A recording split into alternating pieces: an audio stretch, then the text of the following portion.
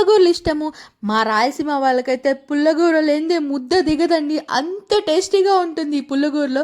ఈరోజైతే నేను మీకోసం స్పెషల్గా వంకాయతో చేసిన టమాటా పచ్చిమిరకాయలు వేసి చేసిన పుల్లగూర అయితే మీకోసం తీసుకొచ్చేస్తాను. దానికైతే సైడ్ డిష్గా చిరాకుతో చేసిన తాలింపు. సో రండి వీడియోలోకి వెళ్ళిపోయి ఎలా తయారు చేయాలో మీకైతే చూపించేస్తాను. ఫస్ట్ అయితే ఒక కడాయి పెట్టుకొని అందులో నూనె వేసుకొని, ఆవాలు వేసుకొని, జీలకర్ర వేసుకొని, ఇంకా కొంచెం మెంతులు వేసుకొని, కొద్దిగా ఇంగు వేసుకొని, అలా ఉల్లిపాయలు తెల్లగడ్డలు వేసుకొని ఒక్క కలుపు కలిపేసి, తర్వాత మన స్టైల్ మనకిష్టమైంది పచ్చిమిరకాయలు అవి వేసేసుకొని, కొద్దిగా టమాటాలు వేసేసుకొని బాగా కలిపేసుకొని, కొద్దిగా ఉప్పు కూడా వేసుకోండి.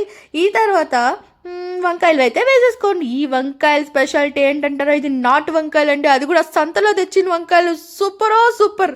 ఆ తర్వాత అయితే కలిపేసి బాగా కొద్దిగా వాటర్ అయితే పోసేసి ఇంకా మూసి పెట్టేసేయండి.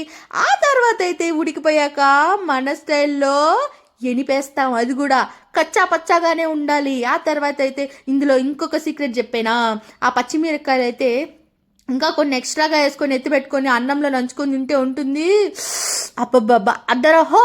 ఆ తర్వాత అయితే తాలింపు అయితే చేసేసాను. కొద్దిగా నూనె వేసి ఆవాలు వేసుకొని, ఇంకా పోపు దినుసులు అయితే వేసేసి, ఎర్రగడ్డలు అయితే వేసేసి కలిపేసాను.